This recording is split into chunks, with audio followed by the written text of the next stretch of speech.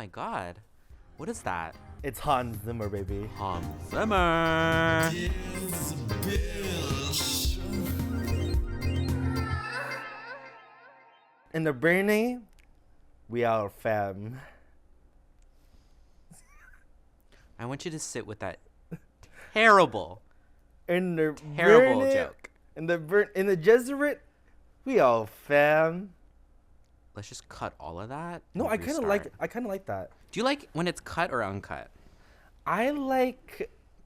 I'm talking about a film. What are you thinking about? Wait, I need to express with my hands since nobody can see my face. I personally enjoy the $12.99 Ultra HD Zack Snyder cut of Sucker Punch. Such a good movie. It was Stellar soundtrack. stellar. Amazing plot. True, but we're not here to talk about Zack Snyder. We're here to talk about Denis Villeneuve. He's the director of Dune. Oh, right. Honey. I used to see him on set, when we were over there. Right. But When really we were on fun. Planet Arrakis. Planet Arrakis. My Dune. My Arrakis. Oh. Welcome to the Halloween episode of the Dyzz Bytch podcast. Boo! Boo! Boo, boo, boo, boo, boo. My name's Trantula Vulnicura, and this is my month for sure. I'm crowning. I'm shitting Oh. on all you bitches. And my name is Dacity. Yup. That's who I am. Oh, you can tell who planned before this. Now. Did your parents plan for you, bitch? Did yours? No. Someone said this to me, and I was a little shocked by this misconception. The morning after pill is not an abortion pill. The Plan B? Yeah, it's an emergency contraceptive. What is that? What does What that do you mean? mean? What do you mean it's not an abortion? An abortion is kind of like you kill it off Uh-huh. a little later. So what's the Plan B? Plan B is you don't want it to embed into your uterine walls. Forces the period so nothing can stick. So the zygote can't form. It's like in the waters when you're on a water slide at the theme parks, and they have a little flow of water, so your bare ass does not get get on that ruddy slide, and you're not squeaking your way down, getting some friction burns. Can you fit down a slide like that? Oh, bitch, your ass looks like there was a friction burn. Oh, thanks. Thank you, Dr. Shen. I want to talk about Nara Smith. Oh, Nara Smith. Because I just found out You found out.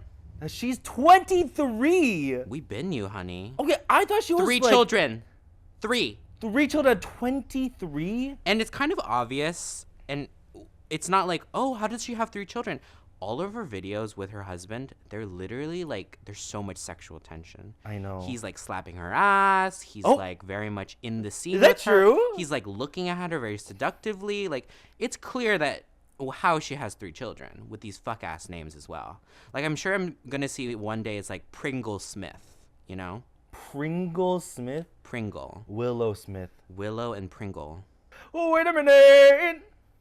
I think I lost my consciousness in the 5th dimension. Which dimension are we living in? Honestly, the 69th, I feel time, space, and reality have kind of warped to the point where it doesn't really matter. Yeah. And that is all to say I think we're in the IDGAF war. Uh-huh. On Planet Arrakis. On Planet Arrakis. My name is Paul Atreides. Okay, why are you doing a Cher impression of Paul Atreides? Wagon wheel Watusi. Wagon wheel Watusi. Why has this become our audio You need to explain audio tech? Basically, this little audio that we so lovingly love is from Burlesque. Cher says to the piano man or whatever, is you know what? Play Wagon Wheel Watusi. Wagon wheel Watusi. And I think all the gay people just kind of clung on to it, kind of like we do to our douches and Leah Michelle. And, it just has become... To who? Leah Michelle. No, what did you say before that? Douches. Who's douches? No, honey, douche is the item. I know you like to shit on them. Shitted on him. Shitted on them. Pop culture news. Yes. Liam Payne's death. Or as I like to say, limb pain. Moving on. Because he got one of my limbs throbbing so hard it's in pain. Thank you. Strip that down for me. Do you think Liam Payne saw Dune? Or Dune 2? No.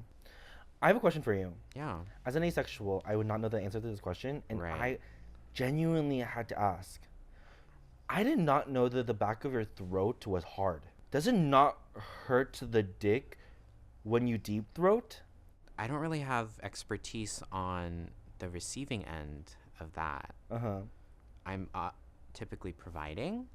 So you need to ask the patient. I'm the provider. You know? I don't know. Do you feel like there's like, is like the back of the throat the second hole of the mouth?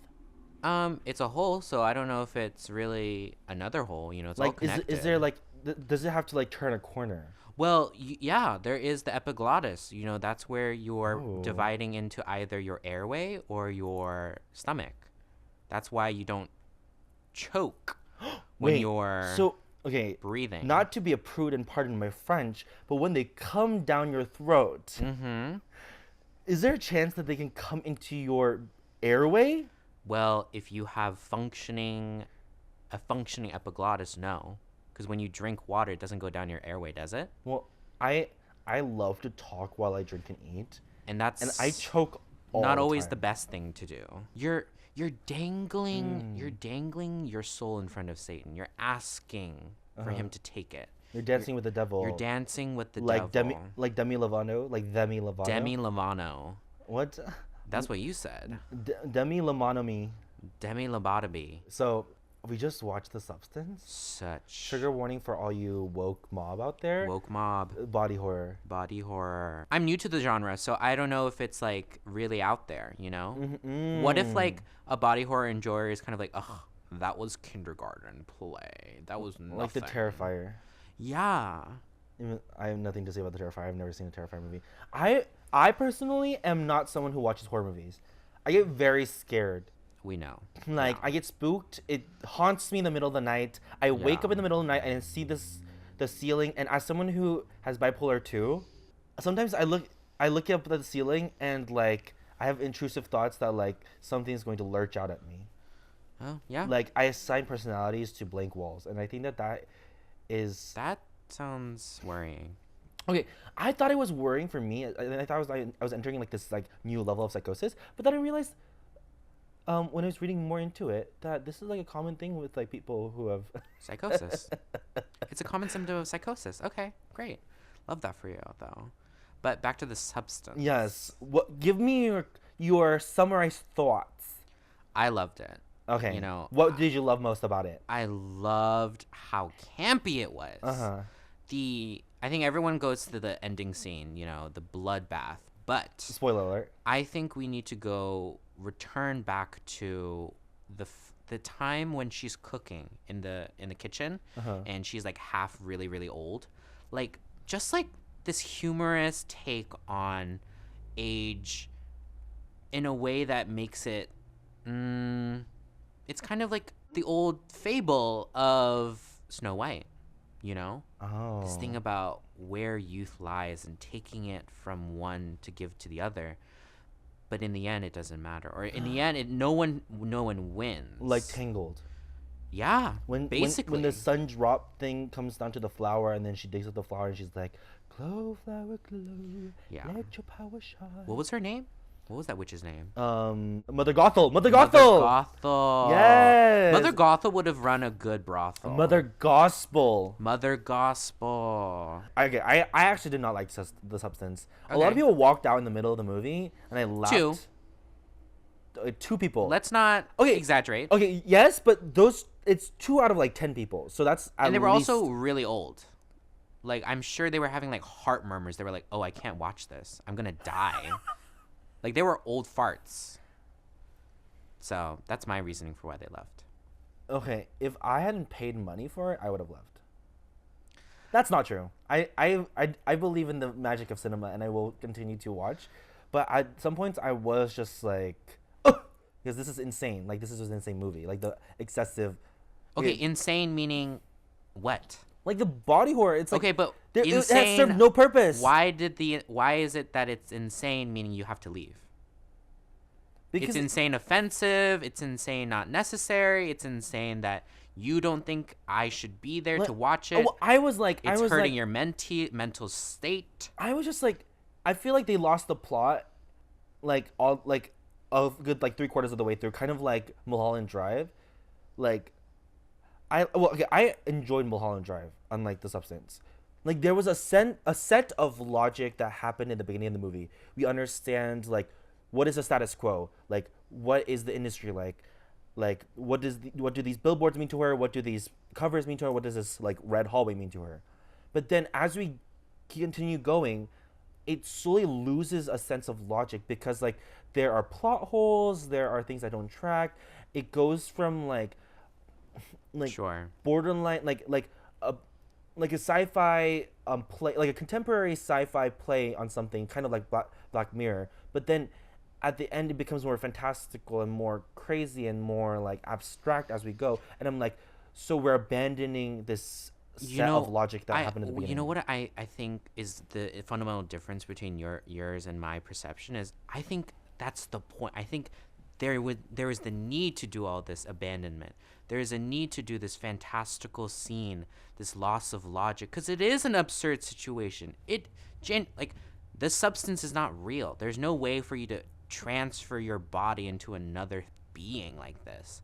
It begs the audience, stay with me. Listen to what I have to offer. Look at what it's saying. And I think the plot was there the whole time. It's talking about the dangers of playing with youth, playing with age. And it's all making commentary on the Hollywood scene. So, fuck your drag. And on to the next topic? Yeah. Good. No. Honestly, I think our viewers need a little break after all that discussion of blood, shit, horror. Let's do it! Abomination.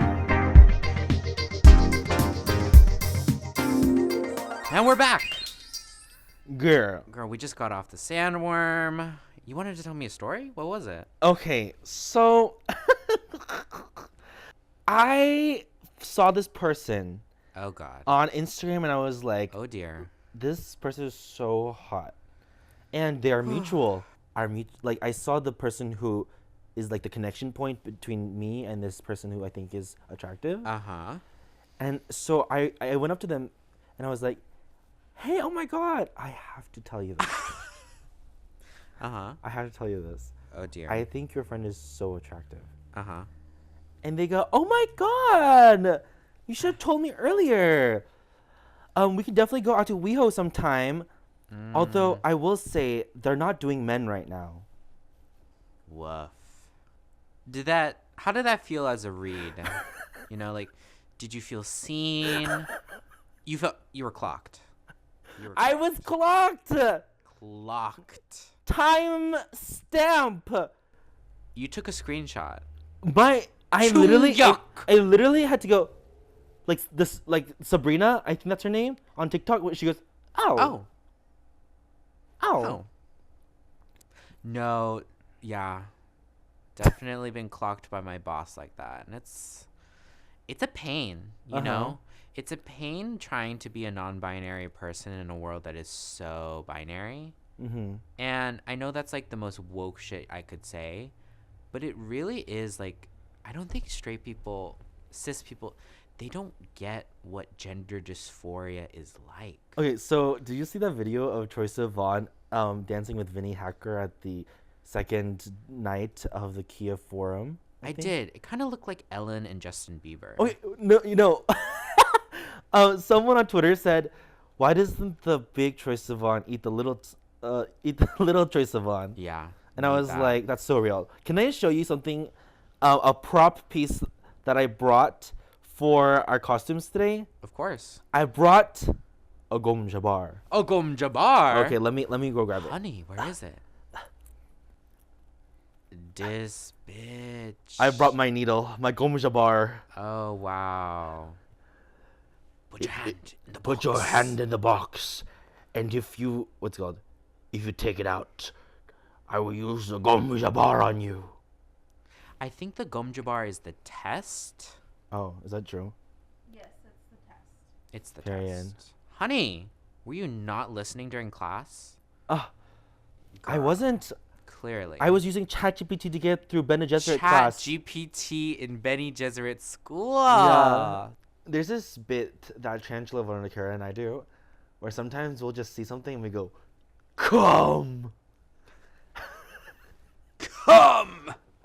And just the idea of using the voice to make people come, Yeah. like that's the real power. That's the real power. But also, it's a power we can all harness.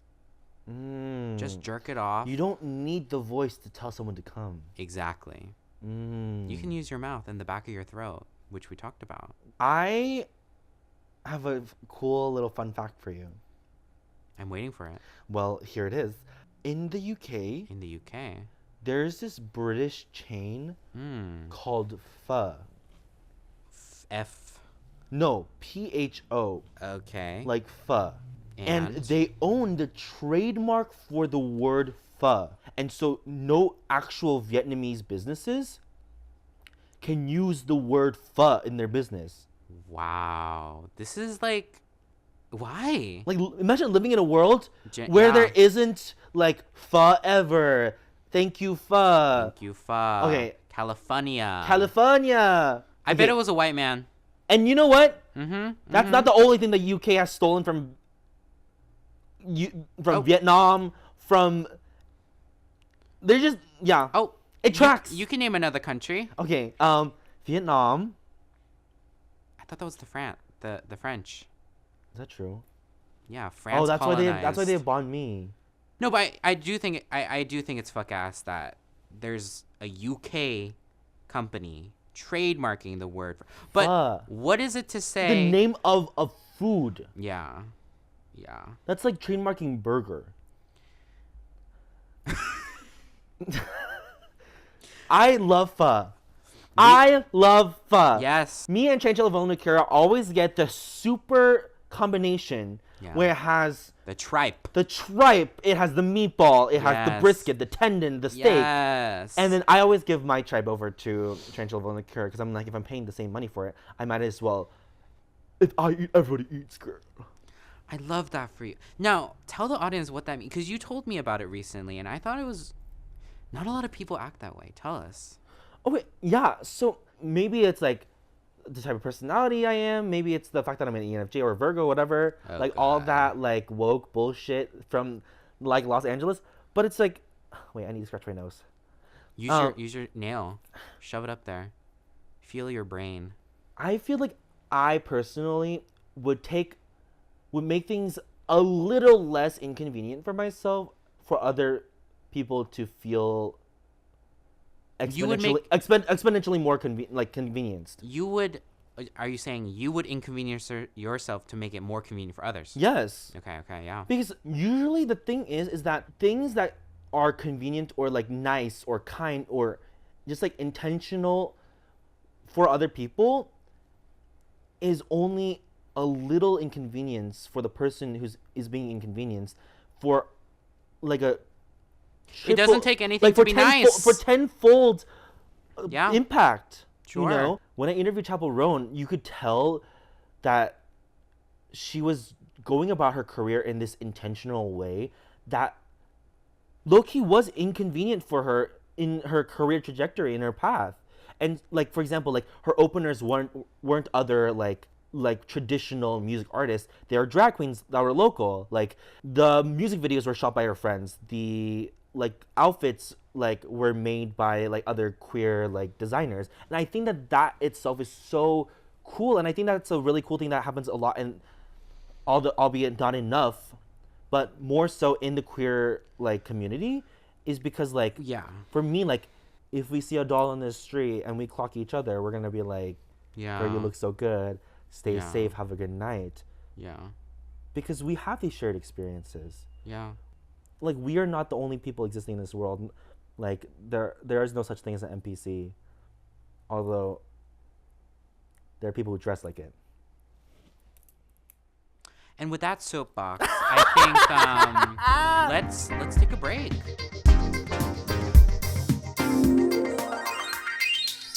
Welcome back, everyone. I hope you've dried off your tears from Dacity's monologue. But we want to get into some pop culture this week. Yes, let's do it. I think the first thing we have to talk about is Wicked. Oh. So the Wicked poster came out, and fans are a little worried, and they didn't like it. Oh.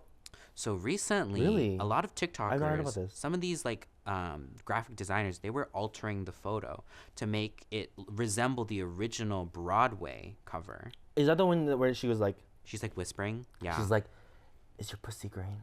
Exactly.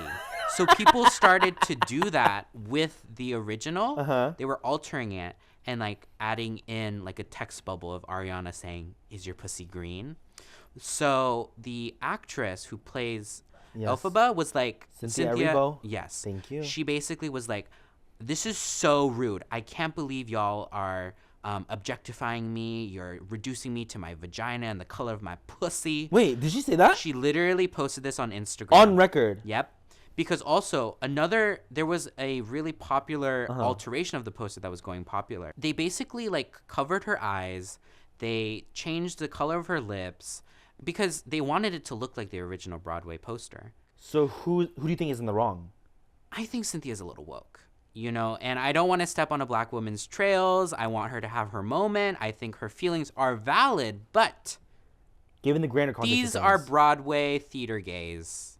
They want things to look the way they know. They want it to sound the way they know, you know? So when they saw this new poster, you know, they weren't gagged. You can either choose to reference or choose not to reference.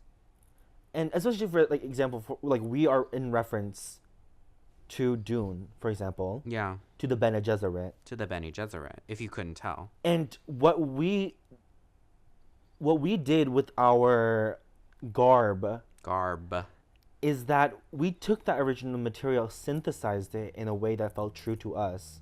Yeah. And gave something that was both referential and synthesized. Yeah. And so I agree that this is like Wicked should not be it should not be a movie musical.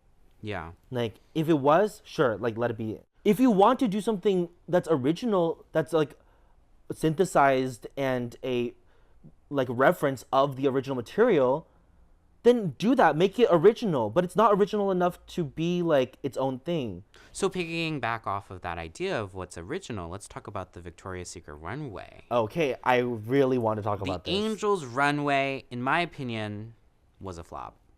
Really? I literally could not. Yes. When we're looking back to the 2010s, when we're Yes. looking back to the OG runways, these girls, you know, not only just from the, you know, like misogynistic point of like they look amazing. Yeah. No, it's the artistic vision. Yes. There was creation, there was construction, there were these were real wings. Yes.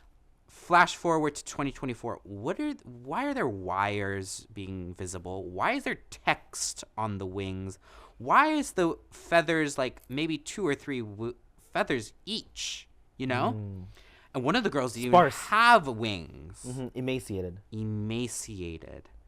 And what I will say, let's give our flowers to Alex Connie, the first trans model. Yes, but not the only one. Yes, there was another one. And love the representation. Love where we're going. But, always but, we need more. Where's the size inclusivity? Okay, Racial that's inclusivity. literally what I was going to bring up. Yeah. Victoria's Secret did not utilize this opportunity to grow on the Victoria's Secret brand. Like, what I expected was like something that was referential to like Savage X Fenty. Right. Like there was like the committee of people after they got a lot of backlash and people started boycotting Victoria's Secret after they were being transphobic and fatphobic. They brought like 8 women of color in who were like different body types, which they weren't.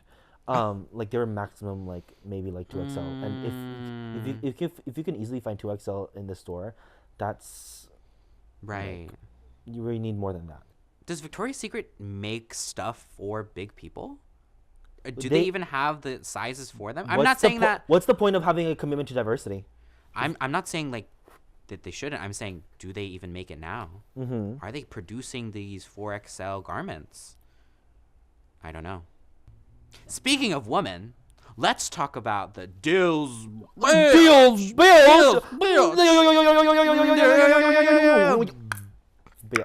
Thank you.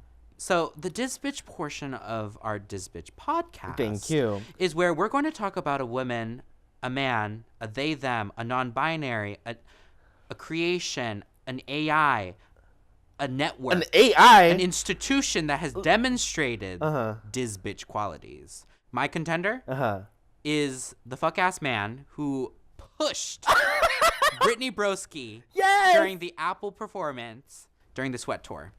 I found his name. Let me pull it up. It's kind of crazy. You found his name? Yeah. He has a triple name. Love a triple name. But his name is kind of crazy. Okay. Are you ready? Okay, I'm not ready. Topher, Gawk, Roger. Topher Gawk Roger? Yes. Yes. Why I chose him is because the moment I saw that all happen, I was like, Dyzz Bytch. This is a fucking bitch. Because it wasn't just that he pushed her and got in her way. It was more that when he came into the camera, he didn't do anything. All he did was try to serve his Botox-filled face. Thank you. And that's not a face card that is going to be accepted anywhere. No, that face card declines. Decline. Why don't you get into your Dyzz Bytch? Who are my they? contender for Dyzz Bytch is Paris Hilton. Why? What did Perry do? Paris Hilton. You know what she did? She put out the song ADHD. Oh my God! Yes! ADHD by Paris Hilton. She said... Does she have ADHD? Evidently, because she said that ADHD is her superpower. It is her superpower. And she has this fully produced song, music video of her just serving cunt. Yep. Whilst singing, ADHD is my superpower. I was getting a DoorDash order recently. What happened? Oh my... What happened? Tell me. First of all, it was a night of flops. Night of flops. One, I ordered it to the wrong place, and I had to take my electric scooter all the way over, like 7 blocks down, just for me to get my food.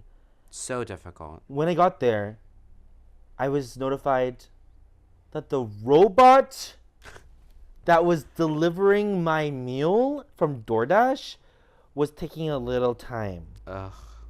It's wrapped in venom. Venom. Like the promotion for the movie Venom. Oh my God. With famous bisexual bottom Tom Hardy. I get a notification and I walk over to it. People are all waiting for their lifts because it's in front of a grocery store. Yeah. And everybody watches me as it goes, hello, your food is ready. The gaping maw of this robot delivery. And it's kind of a large robot. And so I take out a paper bag from it and it goes, have a good meal. And it goes,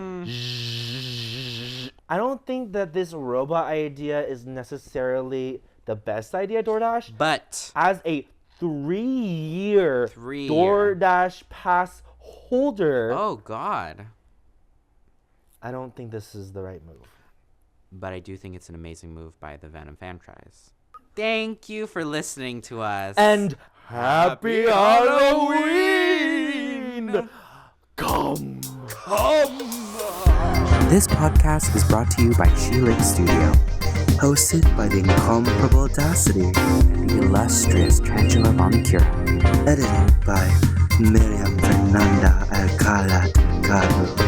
Produced by our they, she, AV specialist and Claudia, Regalado. And music by the people over at Gay Rage Band. Bye. Ew!